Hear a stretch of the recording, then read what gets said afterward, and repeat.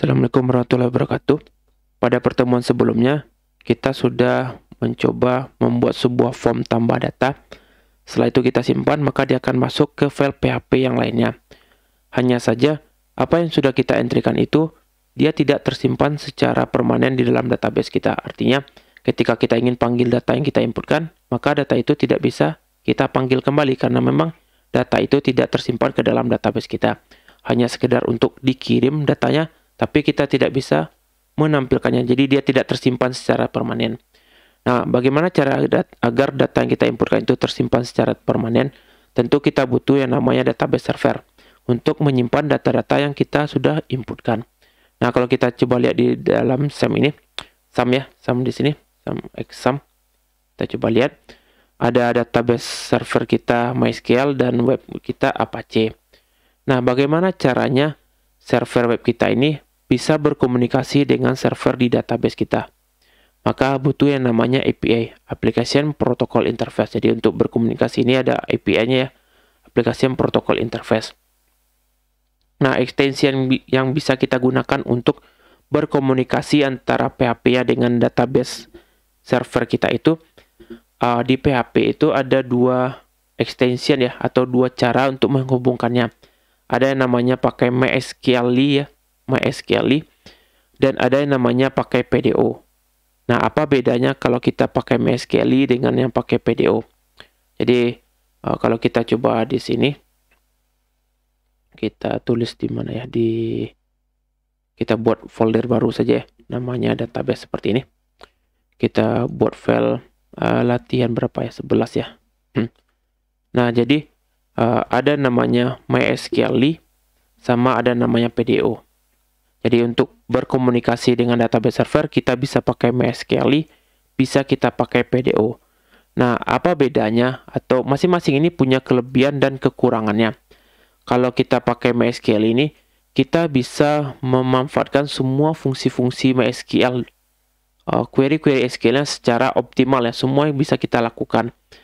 Tapi ketika kita berubah database, maka kita harus merubah semua coding kita. Misalnya kita pakai sekarang database-nya MySQL. Nah, kita ingin ganti jadi Oracle misalnya.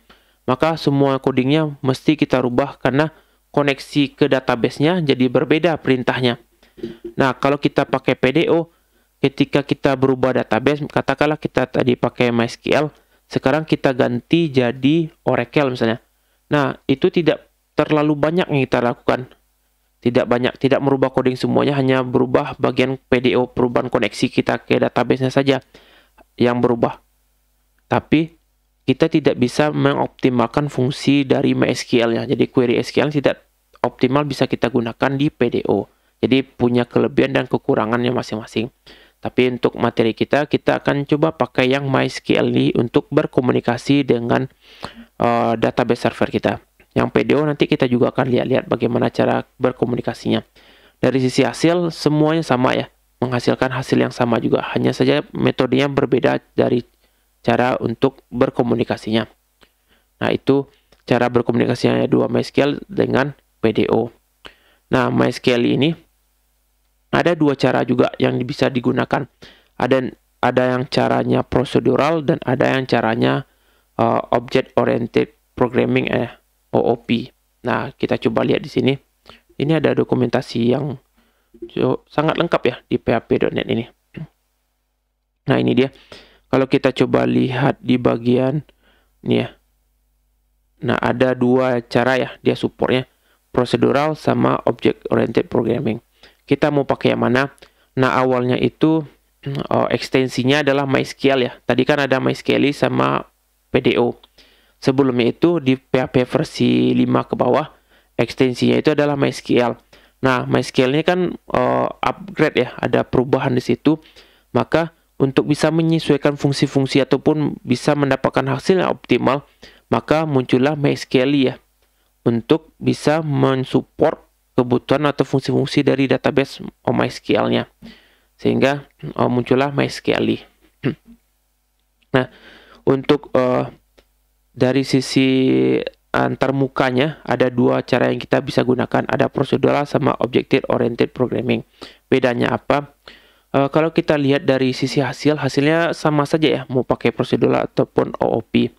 Hanya saja OOP ini terkesan lebih modern ya, kesan codingnya ya, seperti itu. Tapi sebenarnya sama saja sebenarnya mau hasilnya prosedural ataupun OOP ya, Object Oriented Programming. Contohnya seperti ini ya, MySQL yang lama ya. Ini MySQL Connect. Kalau kita sekarang kita pakai MySQL Connect. Nah, kalau sebelumnya itu sudah belajar tentang koneksi menggunakan MySQL, lebih enak pakai yang MySQL Connect seperti ini, bukan pakai PDO ya. Tadi kan ada dua ekstensi ya, PDO sama MySQL. Karena dari sisi struktur sebenarnya hampir-hampir sama ya. Kalau kita lihat hanya tambahkan i saja dari beberapa fungsi ya.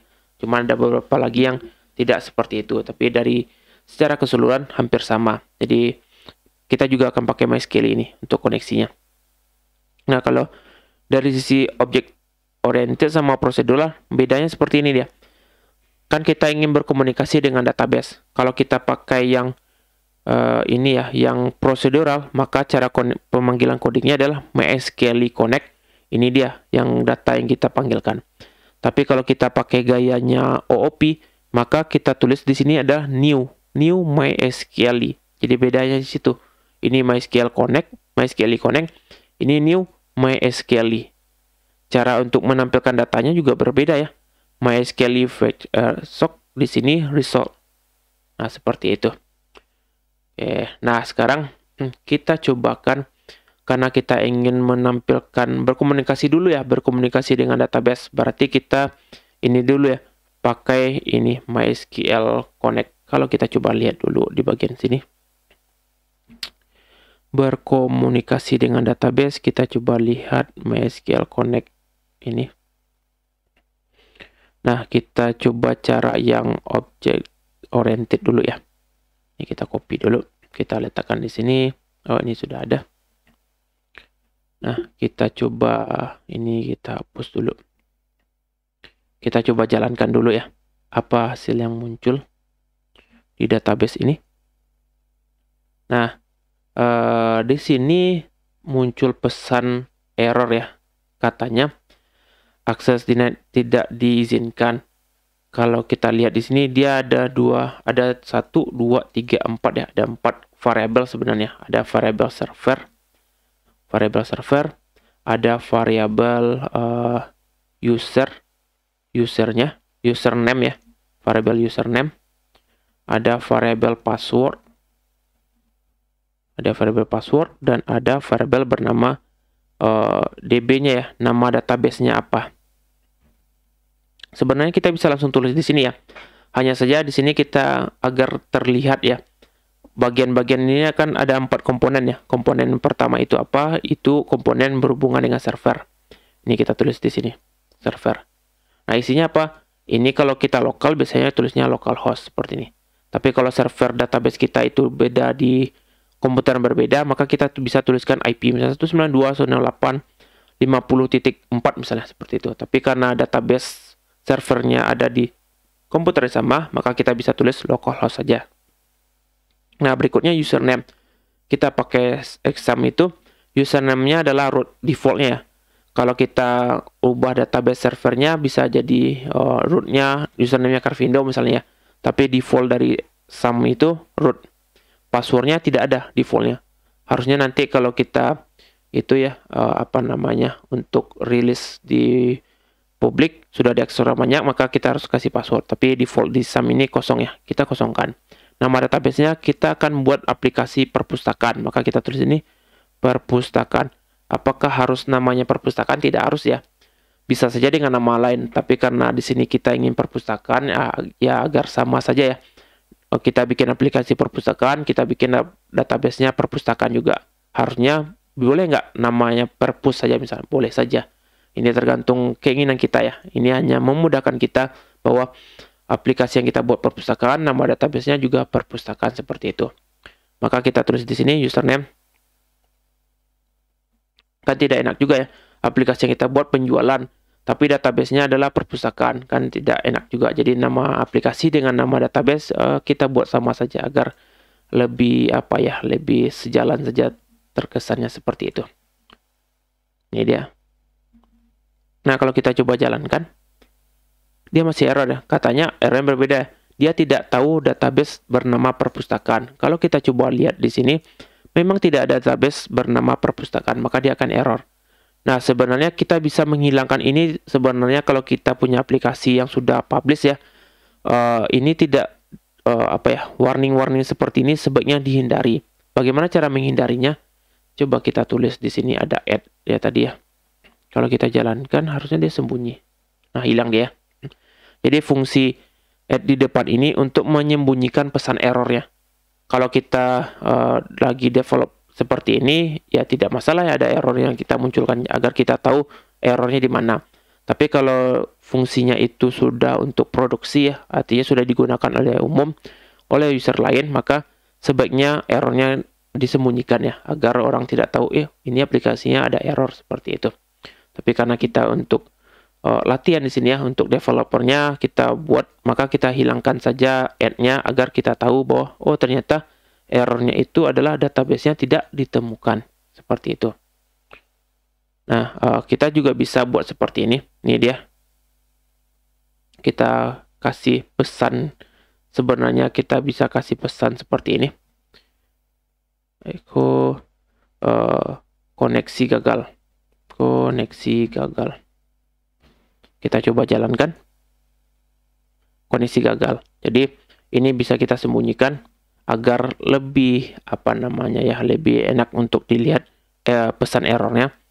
Pesan warning dari PHP ini kita sembunyikan, tapi kita buat pesan warning kita sendiri seperti ini. Nah, koneksi gagal.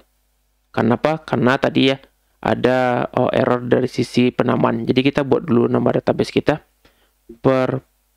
perpustakaan seperti ini. Kita create. Kalau kita coba jalankan, nah pesan error tidak ada lagi. Kondisi gagal. Kenapa? Ya karena sudah ada database bernama perpustakaan. Nah, jadi seperti itu MySQL Connect. Kalau kita pakai yang OP ya. Nah, bagaimana kalau kita pakai yang ini ya, yang prosedural? Caranya juga sama, tinggal kita ganti. Coba kita lihat di sini. Ini kita sembunyikan. Nah, kita tinggal ganti ini jadi servernya lokal. Nah, ini dia. Hasilnya juga bakalan tetap sama. Ini dia, ini juga kita ganti di sini. Kita jalankan. Ini ya, salah nama variabelnya bukan MySQL ya. Karena OP berarti karena prosedural, cara pemanggilannya juga berbeda. Di sini kita tulis seperti ini. Kita jalankan. Nah, tidak ada error ya, karena memang database-nya ada ya. Kalau kita coba ganti jadi database perpustakaan 2, harusnya muncul koneksi gagal. Nah, betul, muncul koneksi gagal karena ya tidak ada database bernama perpustakaan 2. Yang ada adalah perpustakaan. Kalau kita coba jalankan, nah koneksi gagalnya tidak muncul lagi. Nah, ini nama variabel ini bebas ya. Misalnya tadi MySQL, kita tulis MySQL juga di sini juga tidak masalah ya. Karena ini adalah nama variabel. Beda kalau yang di sini. Ini memang fungsinya seperti itu. Ini nama variabel. Nama variabel kan bebas kita tulis apa. Ini tidak harus DB, bisa saja database misalnya. Atau basis data. Bebas sebenarnya untuk nama variabel. Nah, jadi itu dia beda antara kalau kita pakai yang MySQL, bukan MySQL ya, kita pakai procedural dengan yang object oriented style. Jadi kita coba pakai yang OOP saja ya, object oriented style ini. Kita hapus ini dulu. Ini ya. Ini kita pakai untuk mekanisme koneksi data kita. Ini kita hapus. Kita tulis di sini seperti ini. Ini kita hapus saja nih komentarnya. Nah, seperti ini. Kita coba cek lagi. Tapi kalau kita ingin uji nih, koneksi kita berhasil kan, kita else kan sini echo koneksi berhasil. Kan ini artinya kalau tidak ditemukan errornya, kalau ditemukan errornya, maka yang tampil adalah echo koneksi gagal. Selain itu, ketika tidak ditemukan error, maka koneksi berhasil. Kita coba jalankan koneksi berhasil. Hanya saja tentu kan tidak mungkin ya kita tuliskan koneksi berhasil seperti ini. Biarkan saja. Kalau error saja yang kita tampilkan. Nah, ini dia. Nah, sekarang kita coba ini ya. Kita buat satu tabel dulu ya. Nama tabel kita, katakanlah nama tabel kita adalah buku. Di situ kita punya ada 3 field saja ya. Ada namanya KD buku, ada namanya NM buku, ini nama buku, dan ada inilah ya, apa namanya, harga lah misalnya. Harga buku ya. Ini kode buku, ini kita kasih integer atau kodenya bisa kita kasih varchar saja lah ya. Jadi kita tuliskan kodenya. Nama kodenya panjangnya ada 5 karakter ya. Namanya kita tulis di sini adalah, bisa jadi mungkin panjang judul bukunya, kita kasih 150 misalnya. Untuk harga kita kasih integer. Dan jangan lupa untuk file primary key-nya kita gunakan adalah KD buku. Kita tulis primary key. Nah, di sini kita tidak pakai auto increment. Kenapa? Karena record yang kita inginkan adalah bukan berupa angka saja 1, 2, 3 seterusnya, tapi bisa jadi adalah kodenya misalnya A001, B001, C001 seperti itu. Maka kita tidak bisa pakai auto increment. Auto increment ini bisa kita pakai jika recordnya adalah otomatis nanti. Record pertama 1, record kedua 2, record ketiga 3, dan seterusnya. Baru kita bisa pakai auto increment dan tipenya adalah integer. Tapi karena kita di sini record yang kita inginkan tersimpan itu bukan berupa angka saja, maka kita tulisnya adalah varchar seperti ini. Dan jangan lupa kita jadikan dia sebagai primary key. Ini nama buku juga varchar, dan harga buku karena dia berupa angka saja kita kasih integer. Ini dia. Nah, kita agar kan kita ingin menampilkan data nih. Menampilkan data berarti kita butuh record dari tabel buku ini. Untuk insertnya maka kita tulis insert di sini. Kita tuliskan adalah K001 misalnya.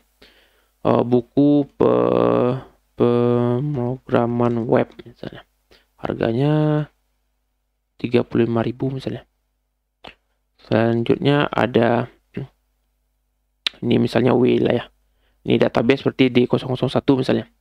Pemrograman database seperti ini.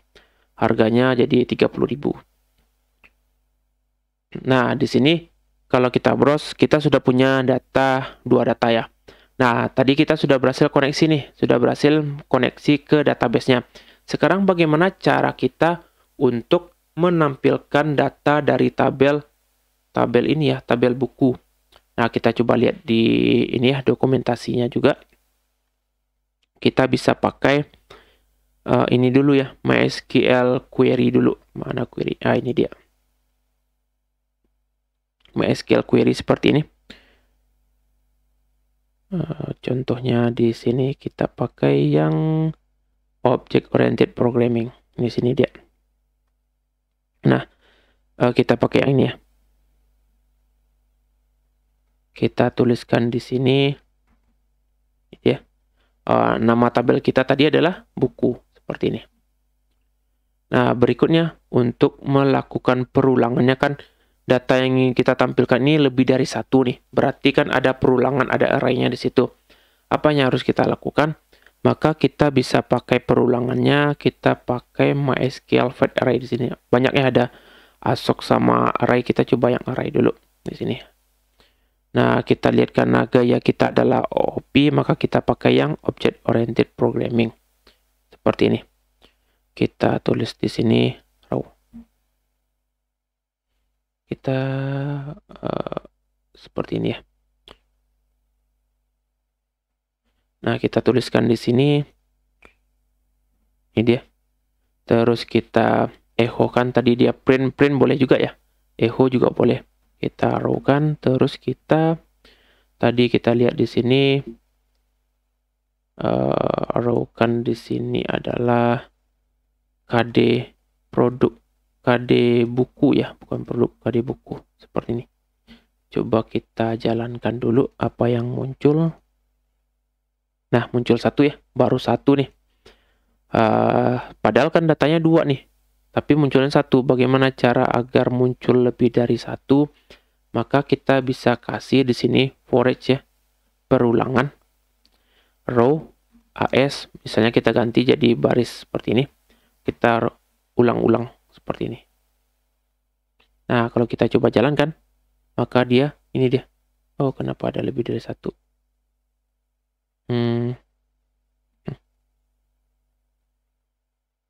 D001, D001. Semua D001. Kita coba lihat lagi. Oh ya, ini bukan row lagi ya, tapi baris nih.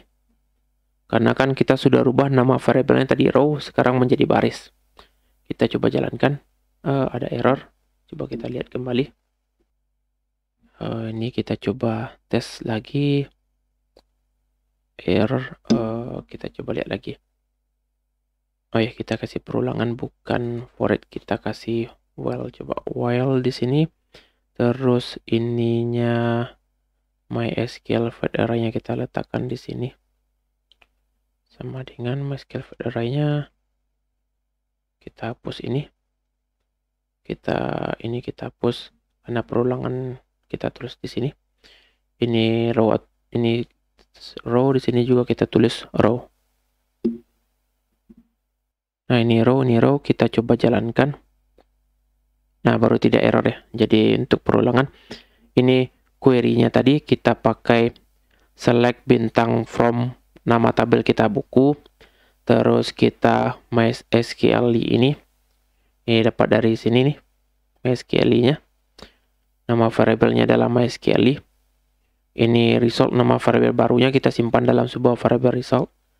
Nah, variabel result kita lakukan perulangan, kita simpan dalam sebuah variabel bernama row.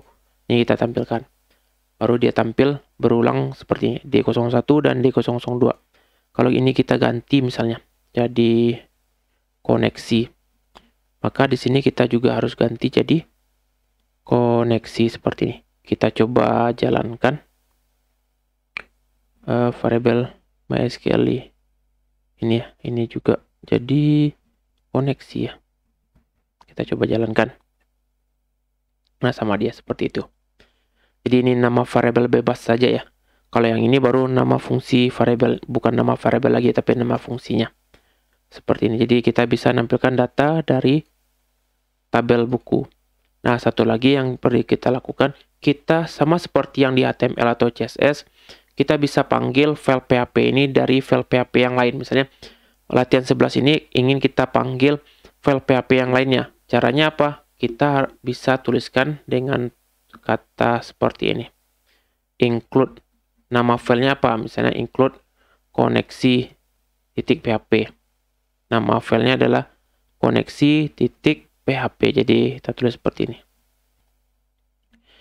Nah, untuk koneksi itu biasanya kita simpan dalam sebuah file terpisah ya. Jadi kita tidak perlu menuliskan ini berulang-ulang. Misalnya kalau ada latihan 12 misalnya, tentu kita harus tuliskan lagi nih nama ini. Misalnya kita langsung praktikkan saja nih di latihan 12 misalnya.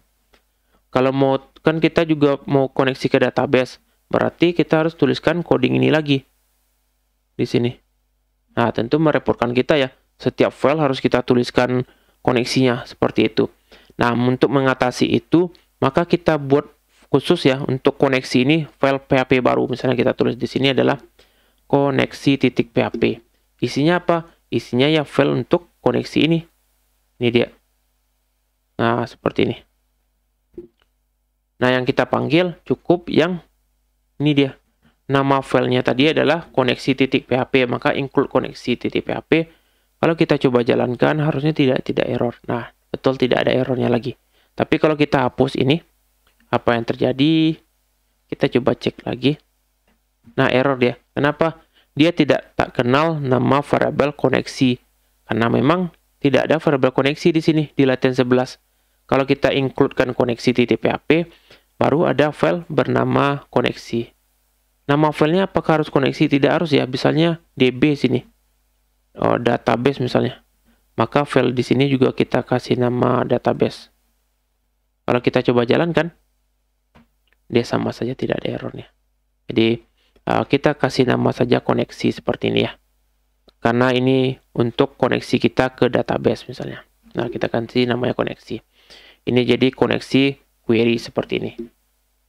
Boleh nggak kita tetapkan jadi MySQL tadi sama seperti yang dicontohkan di sini.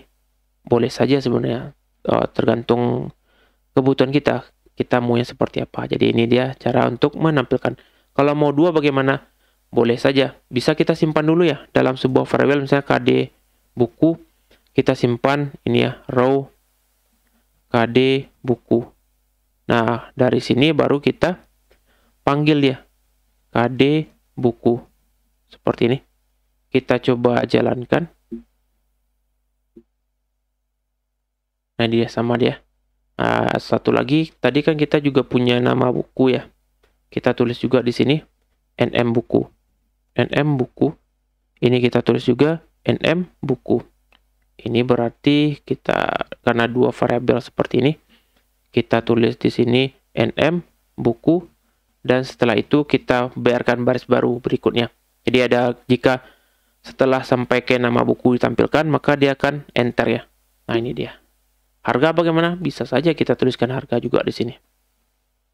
Ini harga. Harga. Ini kita tulis juga harga. Ini juga kita tulis tambah satu lagi ya. Harga buku, seperti ini. Kita coba jalankan. Nah, dia seperti ini. Nah, sekarang karena sebelumnya kita sudah belajar tentang HTML dan Bootstrap-nya ya, kita coba gabungkan dengan file Bootstrap kita. Kita coba cek lihat di latihan sebelumnya ya. Di latihan yang ini saja. Yang berhubungan dengan Bootstrap ya. Ini kita pakai ini. Kita gunakan untuk di latihan 11 kita. Di bagian atas dulu. Ini tutup bodinya. Seperti ini. Ada yang tertinggal, jangan lupa. Iya, penutupnya ya, penutup HTML-nya. Kita head HTML. Nah, ini dia. Nah, sekarang kita ingin tampilkan tabel ya. Tabel berarti di kelas Bootstrap-nya, kalau kita coba lihat Bootstrap 5 ya. Bootstrap 5 kalau kita coba lihat di sini. Untuk menampilkan tabel, nah, kita coba lihat konten tabel di sini, perintahnya ini dia. Kita tuliskan di sini pakai tabel ya. Tabel di sini. Nah, ini dia. Nah, kita echo-kan seperti ini.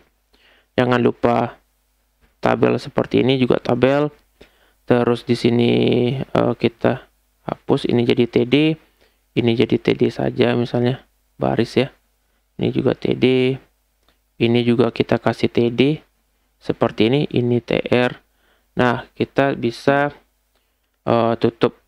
Kita bisa langsung satu paket seperti ini ya. Boleh.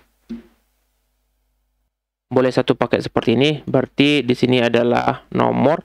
Ini adalah kode buku. Kode buku ya. Ini kode buku. Ini adalah nama buku. Ini adalah harga buku. Harga di sini kita tulis harga buku seperti ini. Kita coba jalankan, kita tes. Nah, sudah ada tabelnya. Sekarang kita simpan barisnya itu juga di dalam ini ya. Di dalam Bootstrap kita. Kita tulis tbody-nya seperti ini juga. Ini kita tulis di dalam sini. Ini echo juga di sini. Echo dulu. Ini kita tutup echo tbody-nya. Dan ini kita kasih echo di atas, di sini lah ya, bukan di atas, di bawah ini kita masukkan echo tr seperti ini, tr, terus ada td-nya, tutup tr-nya jangan lupa, berarti ada td di sini untuk yang kode buku, ini untuk kode buku, td di sini kita tutup td, terus untuk nama buku kita tulis di sini nm buku kita tutup td, terus satu lagi kita tutup dengan harga buku ya, harga buku di sini td, dan ini kita hapus. Kita coba cek jalankan, hasilnya sudah dalam tabel. Nah, untuk nomor kita tulis di sini nomor pertamanya adalah 1, dan kita tulis di sini adalah nomor ya, nomor, tapi untuk nomor kita tulis adalah no plus plus seperti ini. Jadi dia akan bertambah secara otomatis. Ini dia 1, 2, 3. Dan jangan lupa karena ini ada tbody tutup, dan jangan lupa di sini kita tulis juga tutup tbody-nya. Tutup tbody seperti ini. Dan terakhir jangan lupa tutup untuk table-nya. Table seperti ini.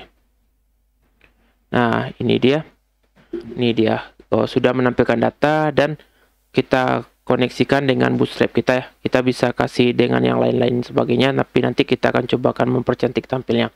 Jadi untuk hari ini kita sudah bisa koneksi ke database dan menampilkan data dari tabel di database. Untuk pertemuan hari ini kita cukupkan sampai di sini. Sampai ketemu lagi minggu depan. Assalamualaikum warahmatullahi wabarakatuh.